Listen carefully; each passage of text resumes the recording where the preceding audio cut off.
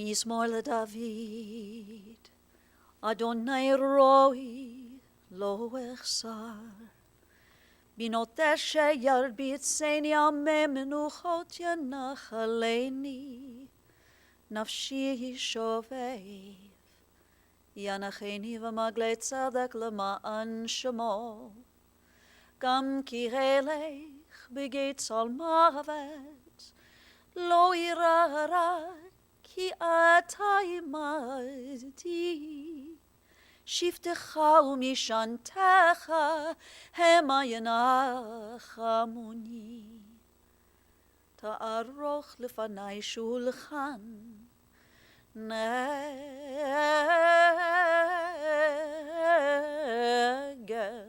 צורריי. דשנת בשמן ראשי, כוסי רוויה, אך טוב וחסד ירדיפוני כל ימי חיי, ושבתי בבית אדוני לאורך ימים. I've chanted for you the words of our 23rd Psalm, and as we join together in search of comfort and solace on these most difficult days, we often turn to the psalmist, and so I invite you to recite these words with me. The Lord is my shepherd, I shall not want. He maketh me to lie down in green pastures. He leadeth me beside the still waters. He restoreth my soul. He guideth me in straight paths for his name's sake. Yea, though I walk through the valley of the shadow of death, I will fear no evil, for thou art with me. Thy rod and thy staff, they comfort me. Thou preparest a table before me in the presence of mine enemies. Thou hast anointed my head with oil, my cup runneth over. Surely goodness and mercy shall follow me all the days of my life, and I shall dwell in the house of the Lord forever.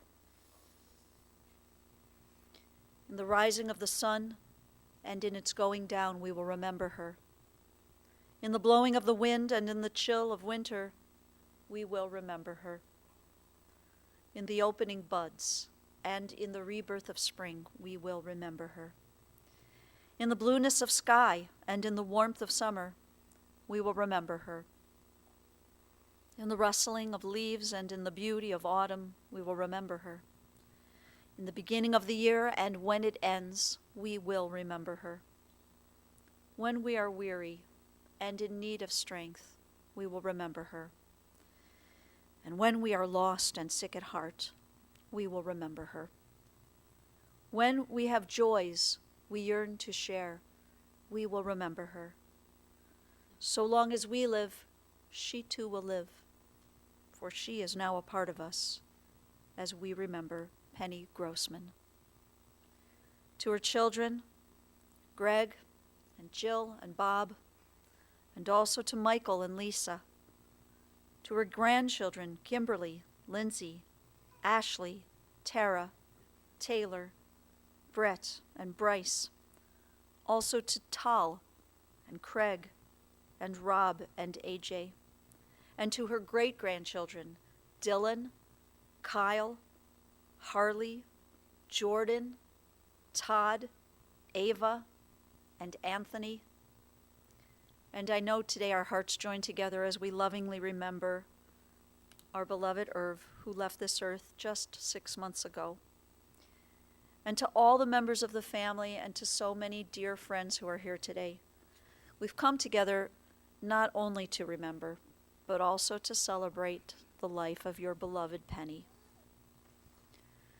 We are taught that birth is a beginning and death a destination, and life is a journey from childhood to maturity and from youth to age, from innocence to awareness, and from ignorance to knowing, from foolishness to discretion and then, perhaps, to wisdom, from weakness to strength, or strength to weakness, and often back again, from health to sickness, and back we pray to health again, from offense to forgiveness, from loneliness to love, from joy to gratitude, from pain to compassion, and grief to understanding, from fear to faith, from defeat to defeat to defeat, until looking backward or ahead, we see that victory lies not at some high place along the way, but in having made the journey,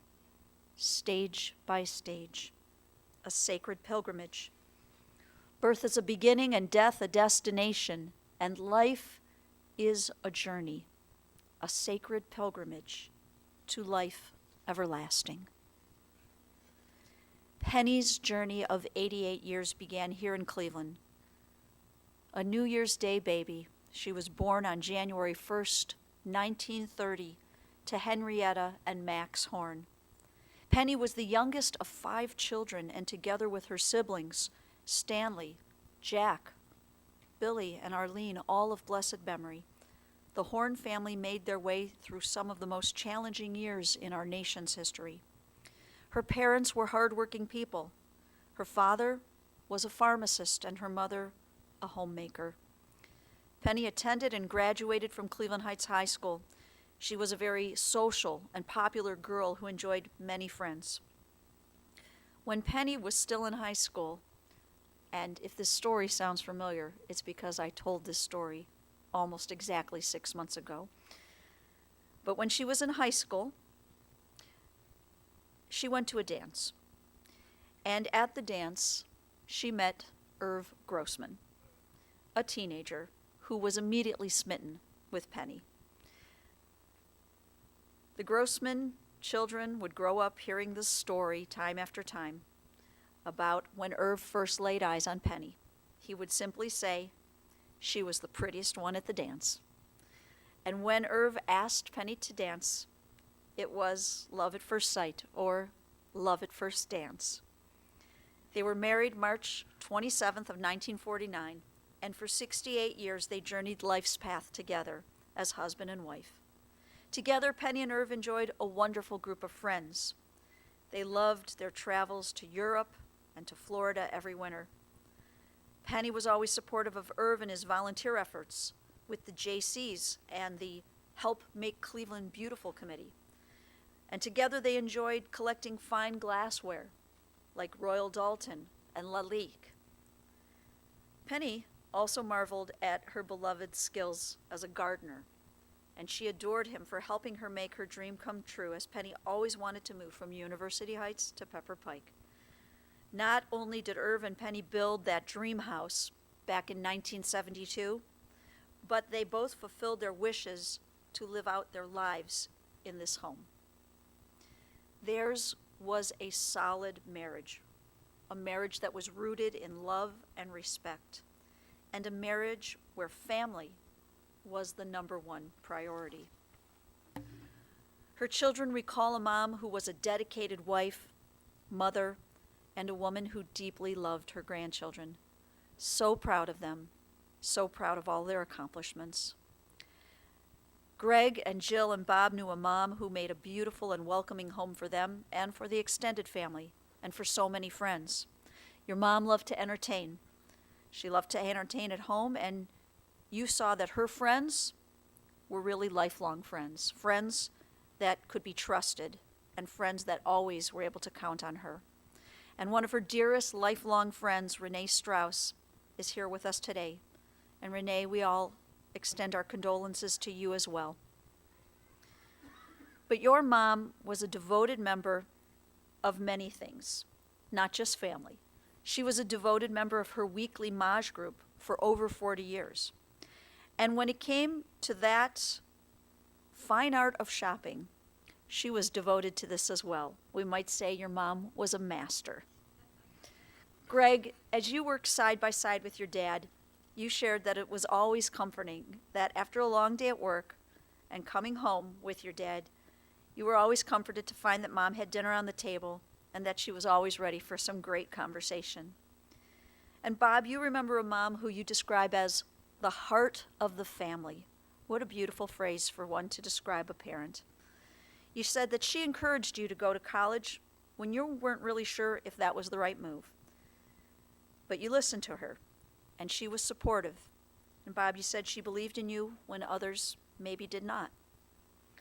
And Jill, your mom was what your friends knew of as the cool, fun, and pretty mom. All your friends adored her, and she adored them as well. And when you still lived in Beechwood, your mom would stop over every day to see Kim and Lindsay and Ashley and Taylor. Truly more than just a mother-daughter duo, but really the best of friends. And it seems that the most difficult times for you and your mom were those times when Florida and Ohio separated you. So Jill, you came up here and spent your summers in Cleveland to be near her. And she would go down there to spend her winters to be near you and Michael and the girls. For the three of you, she was the mom with a great sense of humor. She enjoyed life and she was always laughing. And while all of you had dear and special relationships with her, and you have dear and special memories, Jill, we know that the special bond between a mother and a daughter, especially those who are fortunate enough to be best of friends, that this is truly remarkable and very special. There are so many sweet memories, and this is bittersweet. It's a bittersweet reality for Jill and Bob and Greg, because all of these beautiful memories, you know that these last 8 years, you and the family, you had to endure in seeing the growth of her dementia, a very cruel disease, one which robs the memory. But I know that everyone here joins me in a hopeful prayer that you will be blessed with long lives and beautiful, beautiful memories of your mom.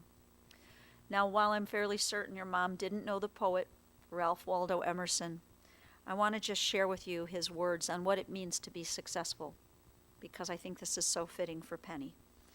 Emerson writes, "To laugh often and much, to win the respect of intelligent people and the affection of children, to earn the appreciation of honest critics and endure the betrayal of false friends, to appreciate beauty, to find the best in others, to leave the world a bit better, whether by a healthy child, a garden path, or a redeemed social condition, to know that even one life has breathed easier because you lived. This is to have succeeded." And so we join together with the sages of our people as we declare Zichrona Livracha. May the memory of Penny Grossman and the good deeds that she performed in the land of the living, may this always be our blessing. Amen. As we're taught, words which come from the heart enter directly to the heart. There are a few people here who have some words in their heart they want to share with all of us. And first, I'd like to call on her son, Bob.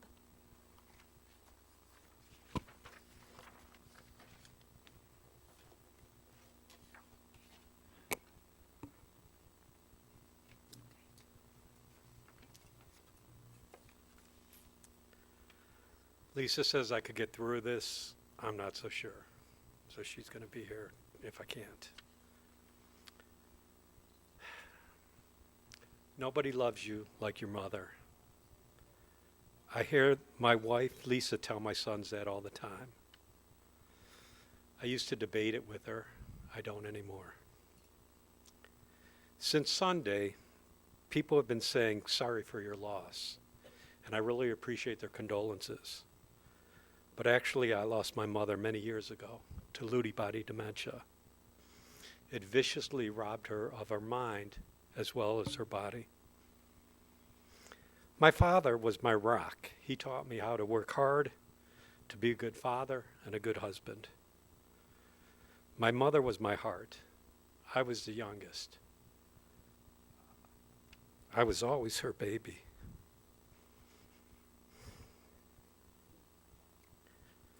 She taught me how to laugh, love, and believe in myself. I remember sitting with her at the kitchen table and just laughing hysterically. I find myself doing this with my sons, Brett and Bryce, and I think about my mother every single time I do. She believed in me. I was not an easy teenager to deal with. When I was 17, I had long hair. I was riding Harleys, and hanging out with a motley crew. No offense, Jay and Ricky. I landed a job at North American Manufacturing Company as an electronic technician. I thought I really had it made. My mother thought differently. She knew I could do better, and she believed in me. One morning in 1977, I was sleeping comfortably in my bed. Suddenly, I was awakened by my mother. She threw the covers off my bed and told me I was going to college. She drove me directly to Orange High School to request my transcripts. She believed in me. When the Orange High School principal heard my mother requesting my transcript, he came out of his office and he said, "Don't waste your time." Of course, this only made her convictions stronger. She believed in me. At the end of summer, I was on my way to Athens, Ohio, to begin my freshman year at OU. 4.5 years later, I graduated from OU with honors. She believed in me.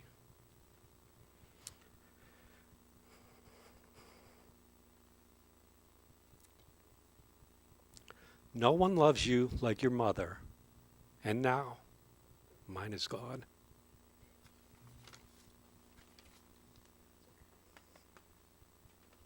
Thank you, Bob. I'd also like to call on her granddaughter, Tara, and assistant. Do you want to stand up here? Or do you want to sit? She can sit. That's it. All right. You stay there. When I think of Grandma Penny, I think of a woman who loved her family and friends. A woman who was always put together, from her picture-perfect blonde hair to her pretty pink acrylic fingernails. A woman who loved to travel to Florida, go on cruises, and just enjoy life and all her blessings. I remember sleeping over Dad's on Saturday nights when I was little, and before I would watch a movie with my cousins or a friend. As we were getting all our candy and snacks situated, Grandma Penny and Papa Irv would come down the stairs looking like $1,000,000, ready for a date night out. I always thought Grandma was so beautiful. I would say for the past 8 years or so, maybe a little more, Grandma Penny's dementia and declining health sadly got the best of her. We would track her progress by labeling it a good day or a bad day. Unfortunately, the good days were slowly becoming a distant memory, and the bad days were our depressing new reality. Her lucid moments were very few and far between, especially these past few months.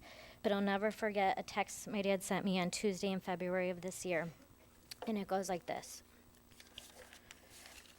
He said, "I was changing Grandma's diaper, and she stared me in the face and said, 'Thank you.' It was tear-jerking. I told her I'd do this because I love you, and she laughed.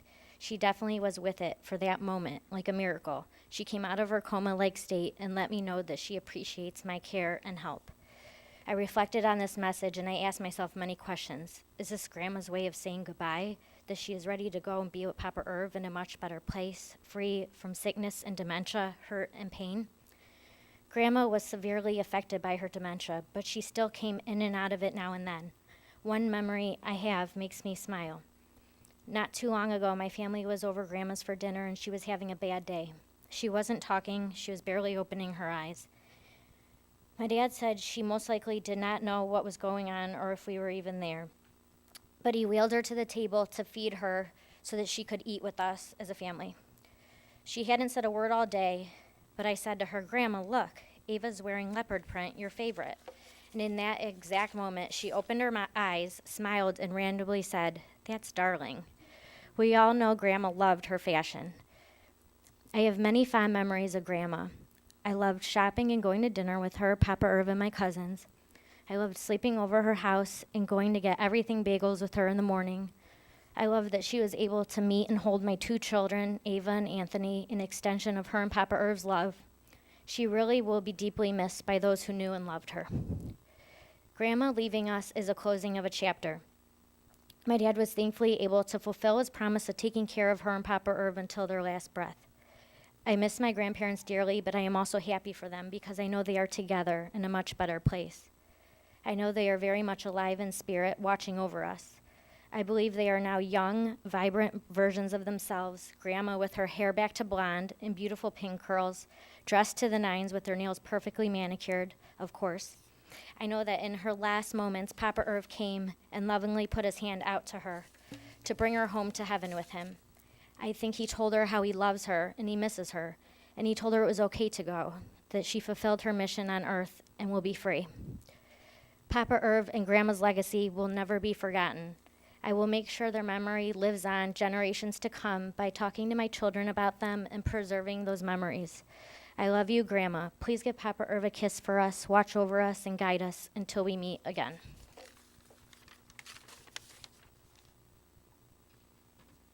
Thank you, Tara and Ava.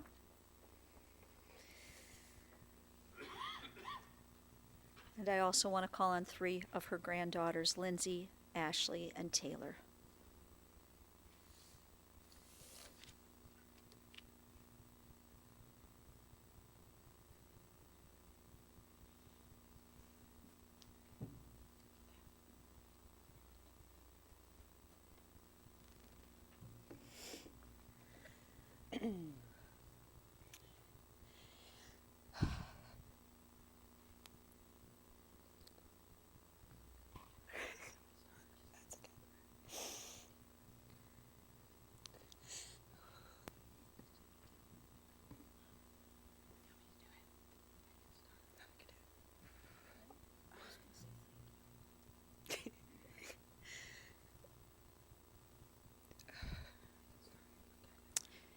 Thank you all for being here today to honor our Grandma Penny.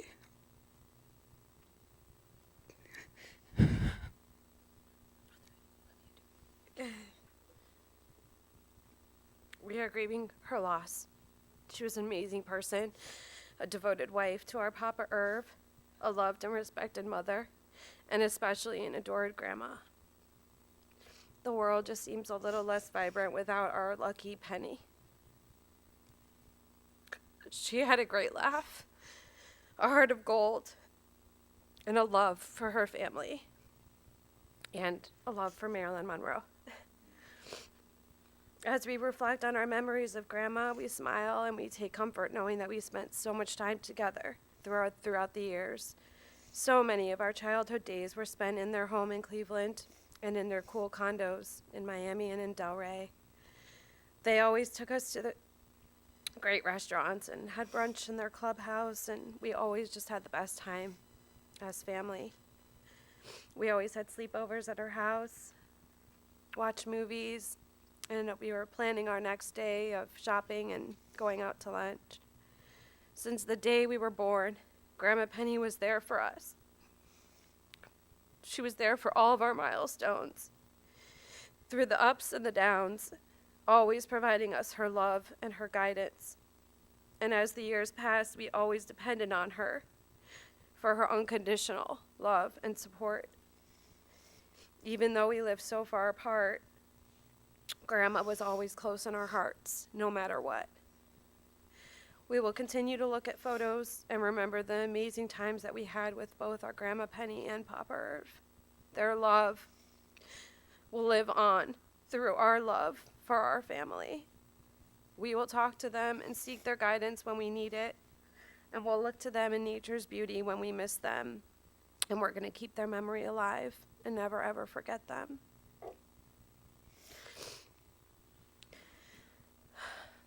I found this poem and we wanted just to share it with you. Do you want to read it? Okay. Ashley feels better. I feel a little better now, yeah. Okay. You could shed tears that she is gone, or you can smile because she has lived. You can close your eyes and pray that she'll come back, or you can open your eyes and see all that she's left. Your heart can be empty because you can't see her, or you can be full of love you shared. You can turn your back on tomorrow and live yesterday, or you can be happy for tomorrow because of yesterday. Or you can be, you can remember her and only that she's gone, or you can cherish her memory and let it live on. You can cry and close your mind, be empty and turn your back, or you can do what she'd want, smile, open your eyes, love, and go on.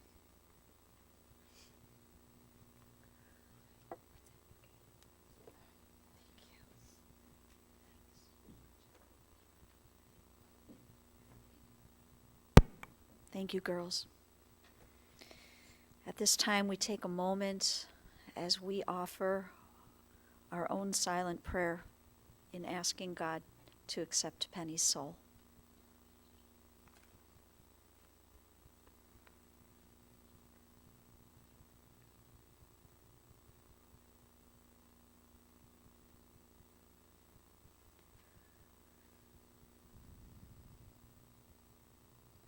As you're able, I invite you to rise for the memorial prayer, El Malei Rachamim.